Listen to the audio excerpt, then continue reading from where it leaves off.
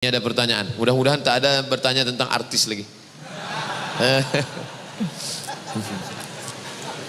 Trauma nampaknya bosan ini. Tidak. Saya mau menikah. Sebelum hari pernikahan saya tiba, Allah memberi saya cobaan hidup. Yang tadinya mapan, sekarang berputar 360. Biasa 180. Hingga kini nyaris tak memiliki apa-apa. Apa yang harus saya lakukan untuk menghadapi semua yang terjadi ini Pak Ustadz? Datanglah orang dililit utang menjumpai Nabi SAW. Ya Rasulullah, aku sudah putus asa. Kata Nabi, kau baca ini, Allahumma inni a'udzubika minal hammi wal hazan wal ajzi wal kasal wal jubni wal bukhul wa dhal'indain wa ghalabatir rijal. Allahumma inni a'udzubika minal hammi, jauhkan aku dari susah hati, wal hazan, kesulitan-kesulitan, wal ajzi, lemah, lesu, letoy, loyo, wal kasal, malas berusaha, wal jubni, pengecut, takut aja dengan orang, wal bukhul, pelit, kikir, kedekut, wa dhal'indaini, dililit utang, wa ghalabatir rijal, ditekan orang, dikuasai orang lain. Selamatkan aku dari ini. Doa kepada Allah, Allah turunkan bangkit semangat kerja, kerja engkau balik, kerja balik, cari rezeki. Idza qudiyatis shalah, kalau sudah selesai salat, fantashiru fil ard, bertebaran di atas muka bumi Allah, wabtaghu min fadlillah. Kasih tahu sama dia, Adinda, rencana kita menikah kita pending dulu. Abang sekarang sedang tak ada duit sama sekali.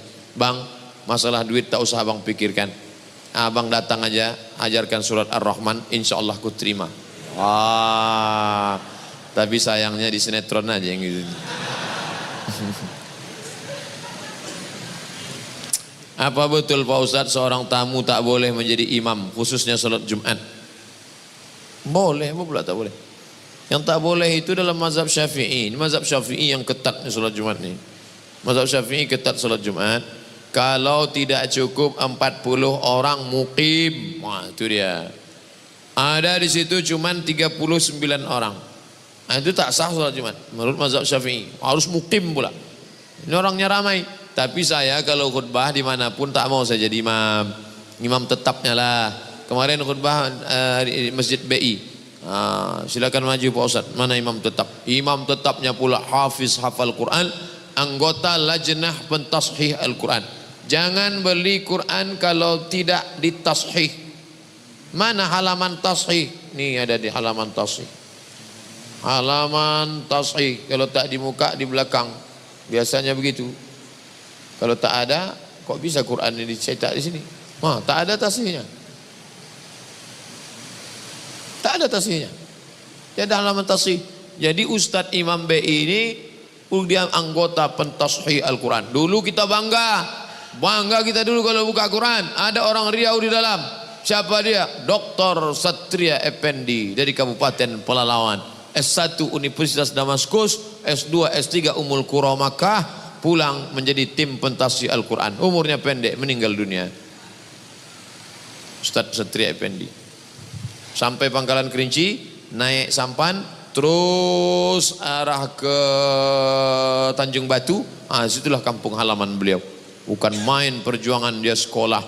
Naik sampan dari Sungai Kampar ujung sana, terus sampai kemari. Sekolah ke Candung. Bersama Ustadz Bahtiar Daud. Barulah ke Suriah Damaskus, barulah ke Makkah. Pulang kebanggaan. Dipendek umurnya, barokah hidupnya. Nah, pentashih Al-Quran. Jadi saya persilakan dia hafiz Quran, beliau maju. Saya khotibnya saja. Ramai jamaah, jadi tak perlu kita ragu. Saya mendoakan Ustaz keluarga sehat, dilindungi Allah siang dan malam. Amin. Ada orang mendoakan kita siang aja. Ini siang dan malam. Lailau wa nahara. Apa hukumnya wanita sedang haid masuk masjid? Perempuan haid tak boleh masuk masjid. Perempuan haid tak boleh megang Quran. Tak boleh megang Quran. Tak boleh bawa Quran. Tak boleh buka Quran. Tak boleh baca Quran. Tak boleh tawaf. Tak boleh i'tikaf. Tak boleh puasa. Itulah maka masjid-masjid dulu ada terasnya, ada emperannya. Coba tengok Masjid Baitur Rahman Aceh. Ada terasnya. Masjid Raya Al-Masun Medan dekat Istana Maimun ada terasnya. Masjid Sahabuddin Siak ada. masjid ini dulu, yang bangunan tua dulu. Coba pejamkan mata, bayangkan balik masjid tua dulu. Nampak saya terasnya. Ada depan. Ada terasnya dulu. Itu makanya arsitek yang bangun itu mesti paham fikih. Maka perempuan di teras itu dia duduk. Membaca Quran Pak Ustaz, mengulangi bacaan boleh. Ada ibu-ibu anak gadis hafal Quran 30 juz. Satu hari mesti diulang 2 juz. Kalau tak diulang lupa. 7 hari dia berhalangan, maaf cakap, maka 14 juz ulang. Cara ngulangnya diam aja. Kalau ada istri bapak diam aja, itu ngulang bacaan Quran.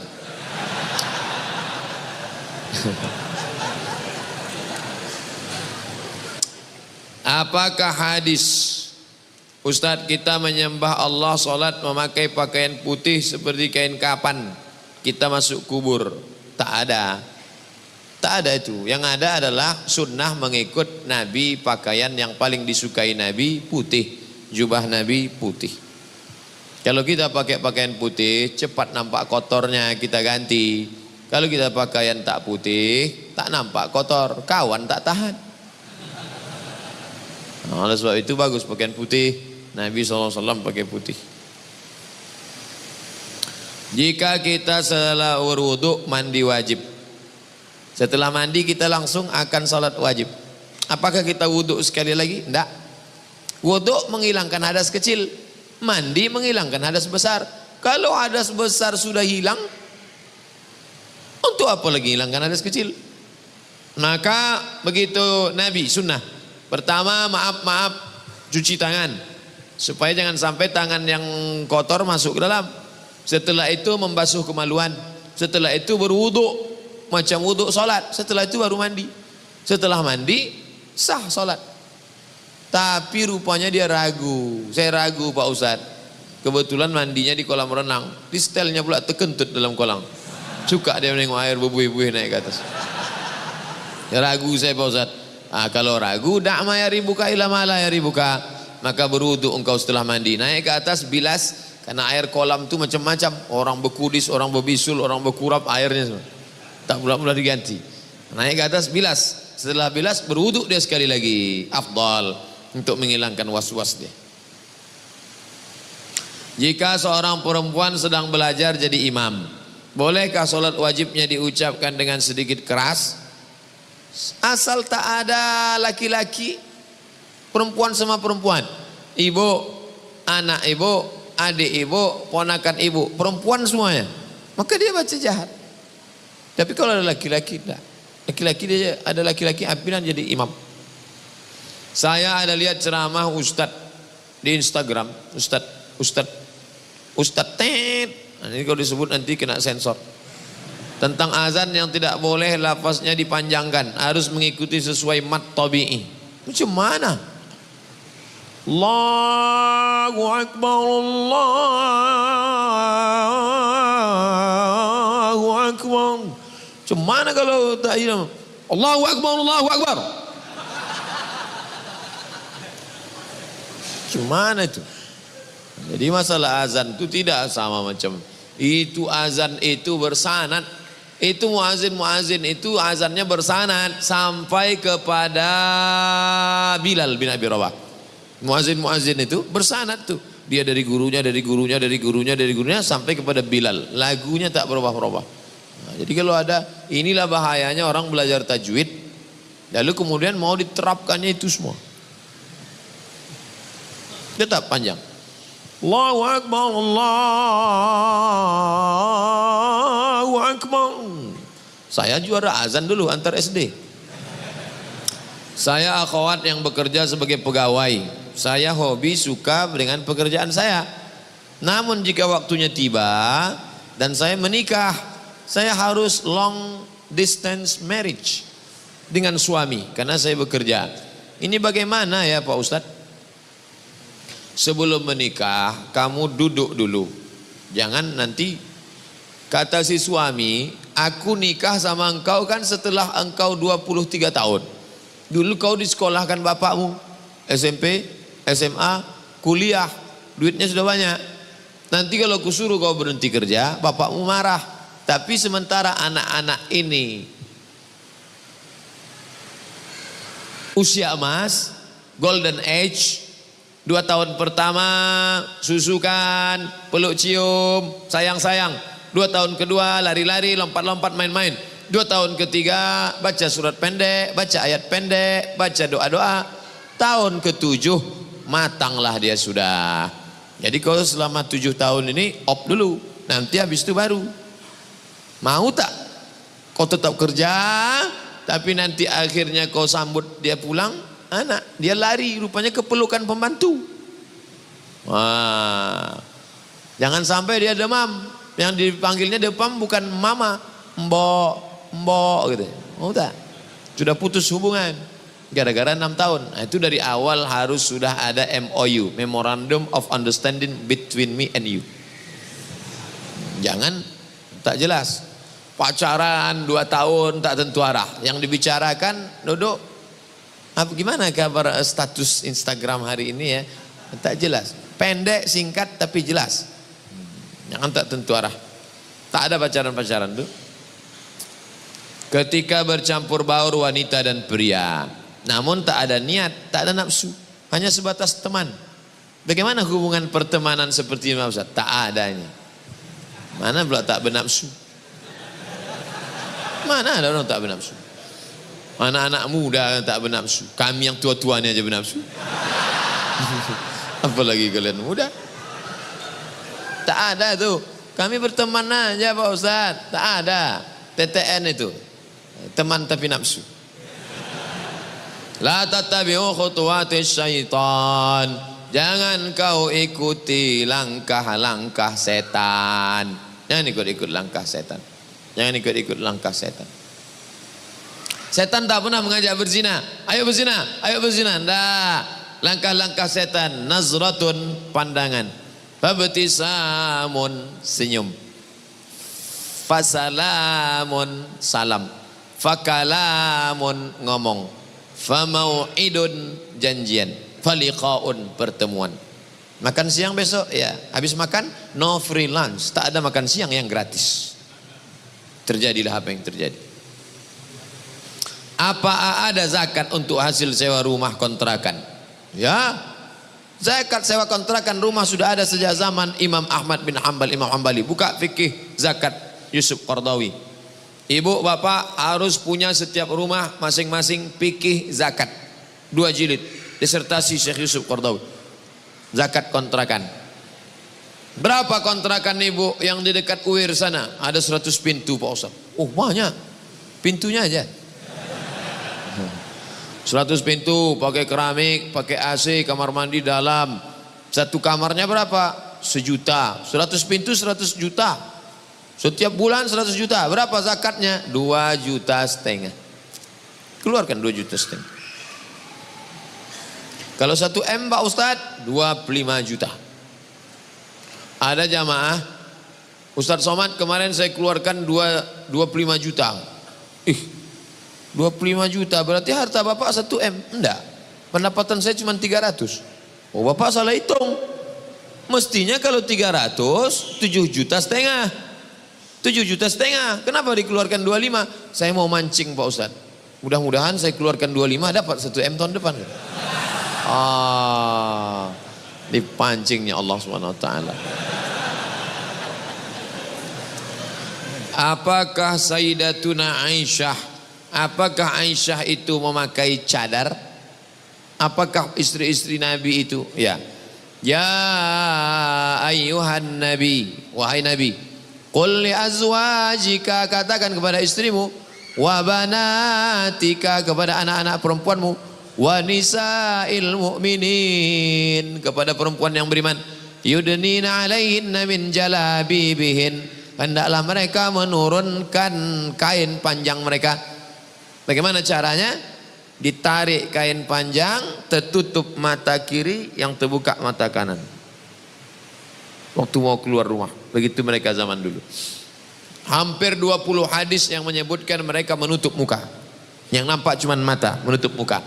Gara-gara itulah Syekh Abdul Aziz bin Bas, Mufti Saudi Arabia, mengatakan cadar wajib. Nanti kalau ada ustaz berceramah, cadar wajib.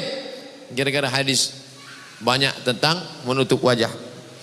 Tapi Syekh Albani mengatakan ada hadis-hadis lain yang mengatakan bahwa ada juga zaman itu perempuan yang wajahnya nampak. Nah, maka saya condong kepada yang pendapat kedua, cadar tak wajib. Cadar hanya mustahab, anjuran. Kalaulah cadar itu wajib, berarti lawan daripada wajib haram. Haram ibu-ibu menampakkan wajah. Nah, oleh sebab itu maka yang bercadar silakan bercadar. Mahasiswa-mahasiswi saja yang bercadar silakan bercadar. Yang tak mau bercadar tak usah berkelahi antara bercadar tak bercadar. Kalau berkelahi antara yang bercadar dengan yang tak bercadar, maka yang bertawa yang buka jilbab. Nah, tersinggung lagi, payah.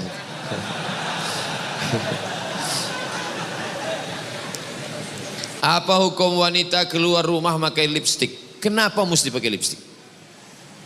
Dipakainya lipstik. Lipstik itu kan pencitraan. Udah jelas bibir itu hitam macam sawo busuk. Dipasang merah.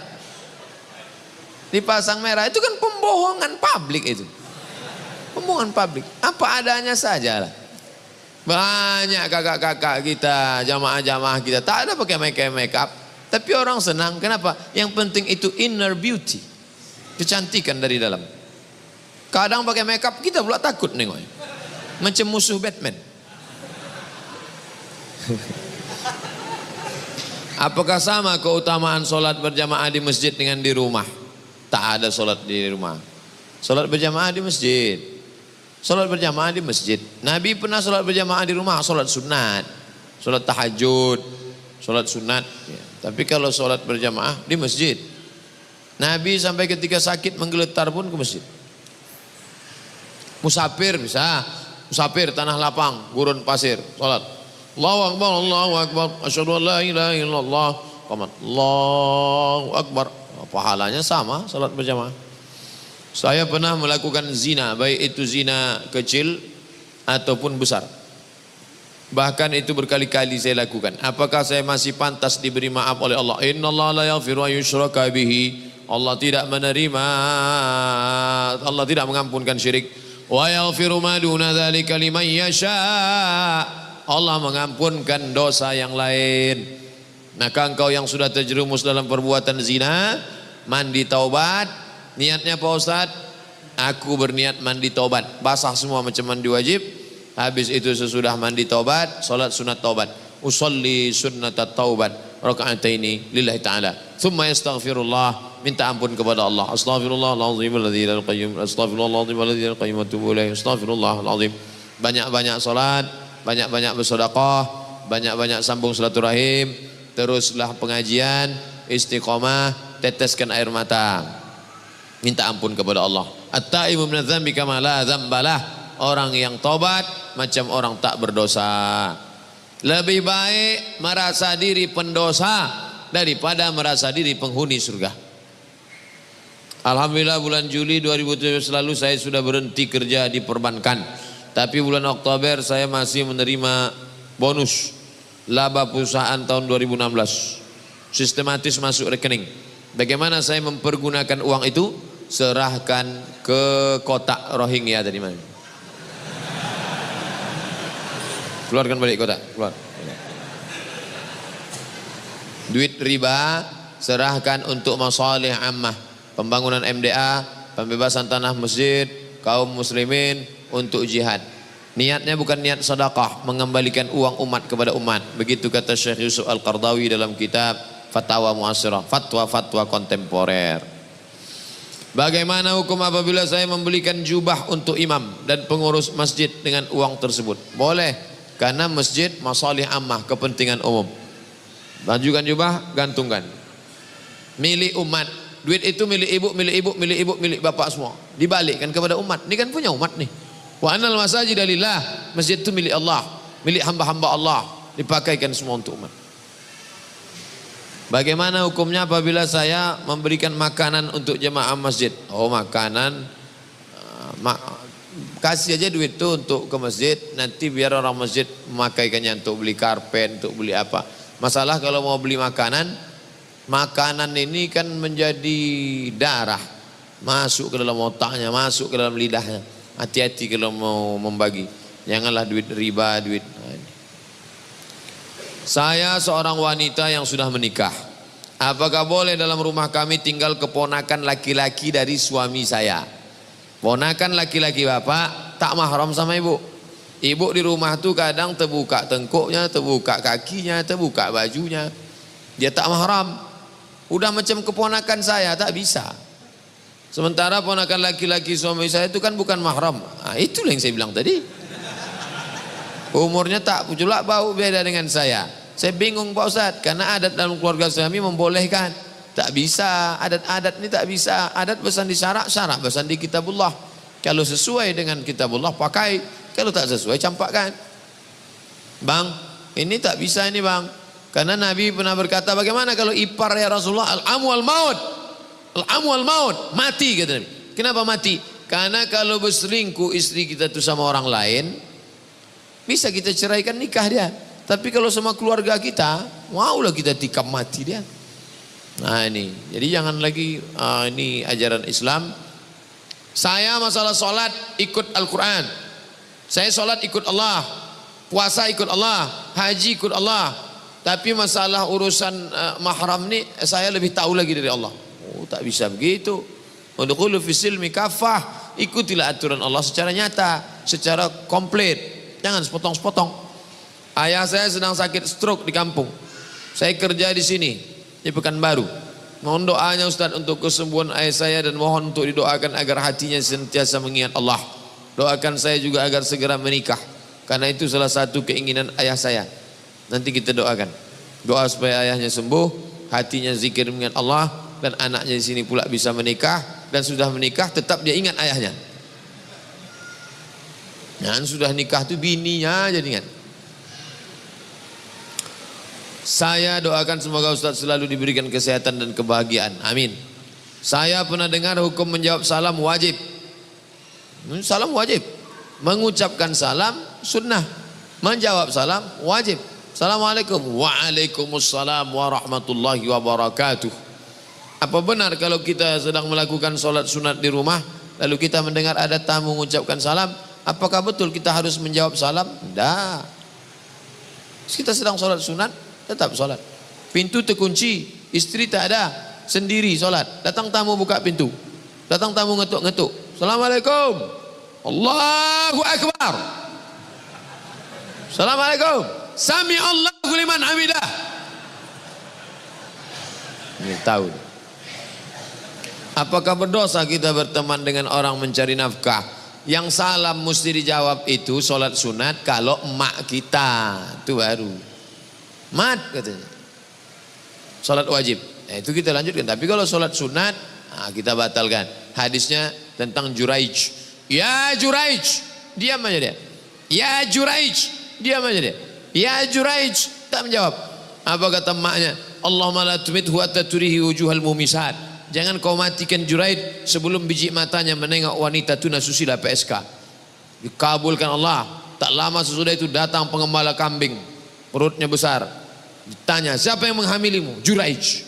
Disidanglah. Oh, akhirnya matanya melihat wanita tuna susila. Makanya ibu-ibu kalau marah sama anak, doakan dia yang baik-baik. Hai calon gubernur Riau. Hai calon presiden. Nah gitu. Janganlah mati sebelum wajahmu melihat wanita tuna susila. Ibu doanya makbul. Hati-hati. Apakah berdosa kita berteman dengan orang yang mencari nafkah dengan uang riba? Kalau ya, bagaimana menghindarkannya Pak Ustaz? Sayangnya dia orangnya cukup baik. Antum kalau diajaknya makan, jangan antum makan. Dikasihnya duit, antum ambil, serahkan ke masjid. Alhamdulillah Pak Ustaz, setiap dapat 10 ribu, 15 ribu, kau serahkan ke masjid. Kalau sejuta, itu agak berat sikit Pak Ustaz.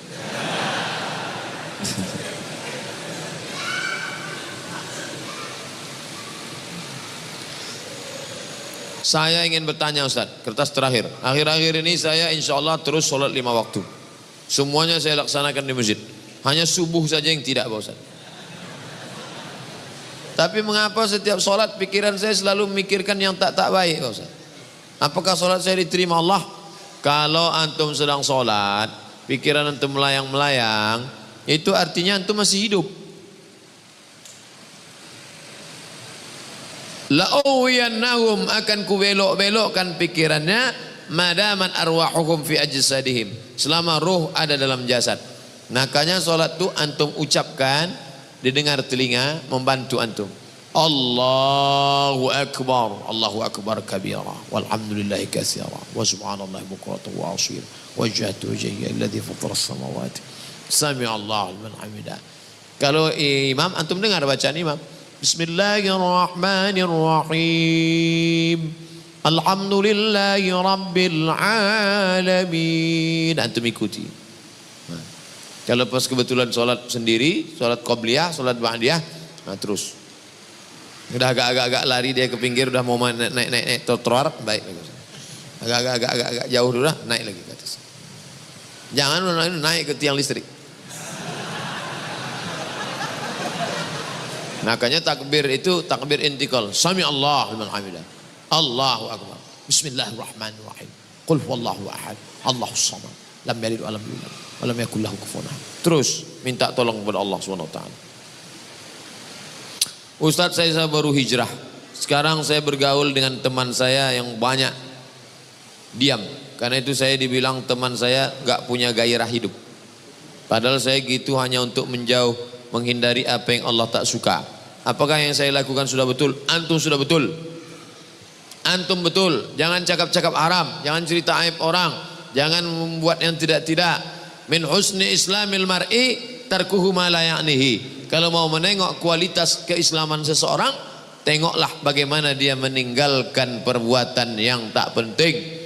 Menengok kualitas orang bukan sholat malamnya saja, tapi bagaimana dia meninggalkan yang tak penting.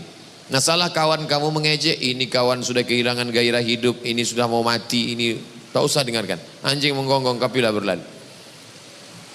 Semoga Ustaz dalam lindungan Allah, amin. Mau nanya, saya seorang guru, apakah kita berdosa ketika azan kita mengajar? Padahal itu perintah Allah. Namun di sisi lain kewajiban kita sebagai guru mendapatkan gaji. Guru penyusun jadwal dengan murid ini harus sama ngajinya. Kalau gurunya saja yang paham, muridnya tak paham, bersimpang. Muridnya paham, gurunya tak paham. Maka guru murid, saya dari semester dulu dari dulu mengajar, pokoknya waktu zuhur, waktu asar. Pas pula daftar saya mengajar jam 8 masuk, keluar 9.45. Jam 10 masuk, keluar 11.45. Jadi tidak pernah. Tapi semester ini, ini semester ini kacau. Lokal sikit, mahasiswa banyak. Masuknya sampai, ini tak terelakkan lagi. Darurat tingkat tinggi. Lokal sikit, mahasiswa membludak, mahasiswa banyak. Nah, tapi kalau normal di sekolah kita, itu tukang susun jadwal harus sesuaikan waktu sholat. Jam berapa sekarang zuhur? Jam 11, jam 12.15, jam 12 keluar. Masuk jam berapa? Jam 1. Yang sore nanti, gitu juga. Asar, sampai asar saja. Sholat asar berjamaah, habis itu bubar. Mesti sejalan antara tiga. Siswa, guru, administrasi, tukang susun jadwal. Mohon dijelaskan siapa itu sufi. Man safa qalbuhu lillah. Orang yang hatinya suci karena Allah. Itulah sufi. Sufi diambil dari kata safa. Safa artinya suci. Suci hatinya. Yang pertama, sucikan hati. Hilangkan takbur, hilangkan sum'ah, hilangkan sombong, hilangkan iri hati, hilangkan hasad, hilangkan busuk hati.